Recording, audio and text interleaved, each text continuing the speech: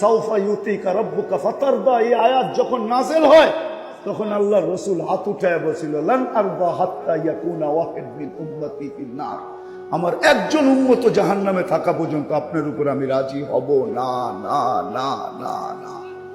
কিয়ামতের মাঠের রাজা মুহাম্মদুর রাসূলুল্লাহ সাল্লাল্লাহু আলাইহি ওয়াসাল্লাম, উনি যার পক্ষে আল্লাহ তার পক্ষে। তুমি এটার অর্থ বুঝলা কি? সালতুতা, চান আমি দিব, যতটি চাবেন, যাকে চাবেন আমি আপনার হাতে উঠায় দিব। কেননা সাউফা ইউতিকা রাব্বুকা ফাতারদা, এই আয়াত যখন নাযিল হয় তখন আল্লাহর রাসূল হাত উঠায় বলেছিল, লান আরদা হাত্তা ইয়াকুনা ওয়াহিদ মিন উম্মতি ফিন নার, আমার একজন উম্মত জাহান্নামে থাকা পর্যন্ত আপনার উপর আমি রাজি হব না, না, না, না, না।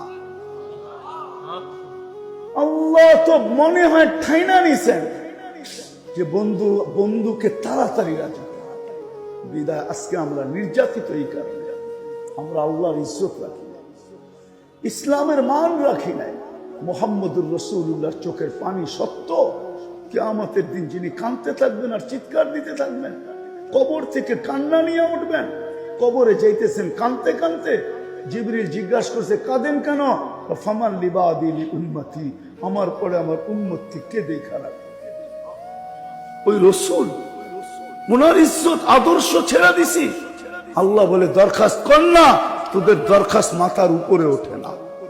ইব্রাহিম ইবনে আদম যখন যেরকম বলছিলেন যে ইব্রাহিম দোয়া তো করি কিন্তু দোয়া তো কবুল হওয়ার কোন নিদর্শন দেখি না, তো ইব্রাহিম মুস্কি হাসি দিয়া বলতেছে, মাতা কুলুবুকুম, তোমাদের দিল মরে গেছে, দোয়া তো মাথার উপরই উঠে, কবুল করতে তো হবে, সেন্টারে যাইতে তো হবে, তারপরে না কবুল হবে।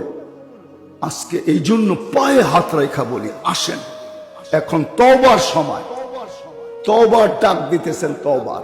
কোরআন এটাই বলতেছে, লিউযিকাহুম বাদাল্লাযী আমিলু লাআল্লাহুম ইয়ারজিউন। কোরআন বলে তওবা করে ফিরায়, ইউ টার্ন নাও। আসেন আজকে আমরা তওবা করি এই মজমার থেকে, যে আল্লাহ আমাদের ভুল হয়ে গেছে। তাইলে যদি আল্লাহ চক্ষু তুইলা দাঁড়ায়, আবাবিল এখনো আছে, মশা এখনো আছে, আল্লাহ মশাকে বলবে, তুই তো নমরুদি বাহিনীকে মাটিতে মিশাইছিস, আজ তো উম্মতে মুহাম্মদীকে তুই বিরক্ত করিস, জানা ইসরাইলে জানা, জয়া মাটিতে মিশাই দিয়ে আস না। চিৎকারের ফেরেশতা এখনো আছে, বাতাসের ফেরেশতা এখনো আছে, জিবরিল এখনো ডানা মেলা ওড়ে। আল্লাহর বাহিনীর অভাব নাই। কোরআনই তো বলে, আল্লাহ বলে, আমার সৈনিকের সংখ্যা আমি ছাড়া কেউ জানে না, প্রকার কেউ জানে না। আমি যদি আল্লাহকে প্রশ্ন করি, আল্লাহ তাইলে এটা কোন কাজে লাগাইবেন? আমাদের পরে তো উম্মত নাই, আমাদের নবীজির পরে তো নবী নাই, তাহলে এটা কোথায় লাগাবেন আপনি? তাহলে বসায় বসায় পালেন কেন? একটু তাকায় দেখেন না কি হইতেছে। তা আল্লাহ আমাকে জবাব দেয়, আমি পাঠাবো তো পাঠাবো কার জন্য? ওর জন্য। ডেলি 5 বার তো আমি ডাকি জান্নাতের চাবি দিতে, তারপরে তো মসজিদ ভরে না। আমি আল্লাহ তো ডাকি ডেলি 5 বার, তারপরে তো আসে না। যুবককে তো ডাকি, যুবক চির যৌবন দিমু তুলে। যুবক, জান্নাতে 100 পুরুষের যৌবন শক্তি দেওয়া হবে, ডেলি 100 বার কাজে লাগাবে, 100 বার। কয়বার? কয়বার? ওলামাদেরকে জিজ্ঞেস করে, হাদিসে আছে মিয়াতা মাররা, আগের শব্দটা বললাম না, 100 বার কাজে লাগাবে, 100 বার। ভিডিও কল না আসলে কোথায় কাজে লাগাইবা? একটু পর পরই ভিডিও কল আসবে, তাকাবা, দেখবা হাসতেছে আর বলতেছে, তাআল ইলাইয়া, আমার কাছে আয় না, দেখা যা আল্লাহ কি বানায় রাখছে তোর জন্য, আয়। দুনিয়ার মতো মাটি দিয়া বানানো, হাঁটু পর্যন্ত মুস্ক দিয়া, কোমর পর্যন্ত আম্বার দিয়া, কাত পর্যন্ত জাফরান দিয়া, উপরটা বানাইছেন হোয়াইট কাপড় দিয়া, 120 ফিট লম্বা, চুলটিও 120 ফিট লম্বা হবে। 3 কিলোমিটার ঘেরের লেহেঙ্গা খালি ঘুরাইতে থাকবে তোমার মুখের উপর দিয়া, যেখানে তাকাইবা ওইখানে ছবি দেখা যাবে। বুকের ভিতরে ডিজিটাল ভালোবাসার মেশিন লাগানো থাকবে, তুমি দেখবে কতটুকু তোমাকে ভালোবাসে। শুধু থুতুর বর্ণনা দিতেছি, বাকিটা দেওয়ার সময় নাই। আল্লাহর রাসূল বলছে, 7 সমুদ্রের ভিতরে থুতু মারলে দুনিয়ার সবচেয়ে লবণাক্ত হওয়ার কারণে তিতা পানি হলো সমুদ্রের পানি। থুতু দিবে, তিতাত্ম দূর হবে, লবণাক্ত দূর হয়ে মধুর মতো মিষ্টি হবে, 4টা সুঘ্রাণ মোহিত হবে। এইবার চোখ বন্ধ করে ভাবো তো, ডাইরেক্ট যদি ওই থুতুটা তোমার ঠোঁটে লাগে তো কেমন মজা হবে। মনে হয় বোঝেই না, ফিটার খায়, ঠিক না? ঠোঁটে লাগবে কেমনে ডাইরেক্ট? আরে তোমার জন্য বানাইছে, তোমার ঠোঁটে লাগবে না তো কার ঠোঁটে লাগবে? হ্যাঁ, আমি তো তোকে চির যৌবন দেখাইতেছি, মুহাম্মদুর রাসূলুল্লাহ তো চির যৌবন দেখাইতেছে, নিজে চোখে দেখা আয়েশা জান্নাত বলছে। হায় মেরে দোস্ত, আসো আমি তো তোমাদেরকে জান্নাত দেখাইতেছি।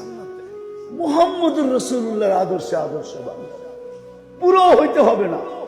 আল্লাহ রসুল তো বলছে, লাউ উমিলা উসলামা উনসিলা বিলানাজা, আমার এক জমানা আসবে, ও আমার উম্মত, তোরা যদি 10 ভাগও আমাকে ফলো করিস, 10 ভাগও আমার আদর্শে আদর্শবান হইস, তো 100 নাম্বার দিয়ে আল্লাহ তোদেরকে পাস করাবে। আরেকটা তো আগে বলছেন, একটা সুন্নত যদি আমার মান তামাসসাকা বিসুন্নতি, এক সময় আসবে আমার একটা আদর্শকে যে গলায় লাগাবে, সঙ্গী বানাবে, আমি 100 শহীদের মালা তার গলায় পড়াবো। পায়ে হাত দিয়া বলি, আসো আজকে অঙ্গীকার করি, ইসলামের ইজ্জতের উপরে আর পানি ডালব। কি ডালবেন? আল্লাহর রসুলের আদর্শ শিখবেন না শিখবেন না? বাংলাদেশের মতো সহজ কোথাও নাই। প্রত্যেকটা গ্রামে গ্রামে শত শত আলেম, যে এই দেশে তো কদমে কদমে উলামা। 100 বারের উপরে এই দেশে ভূমিকম্প আসলো, 7.8 আসলো, কিন্তু একটু কোনো বিপর্যয়ের চিহ্ন রাখতে পারলো না। কারণটা কি? আরে রাখবে তো রাখবে কোত্থেকা, বিপর্যয় হবে তো হবে কোত্থেকা। 30,000-এর উপরে 40,000 হেফজোখানা বাংলাদেশে। রাত্র 4টার সময় যখন ওঠে হেফজোখানার ছেলেরা, প্রথম বাংলাদেশের এই লাল সবুজের পরিধিটাকে আধ্যাত্মিক এক সুরক্ষার চাদর দিয়ে এরা ঢাকে, তারপরে কোরআন নিয়ে বসে। এই দেশে বিপর্যয় ঘটবে কোত্থেকা?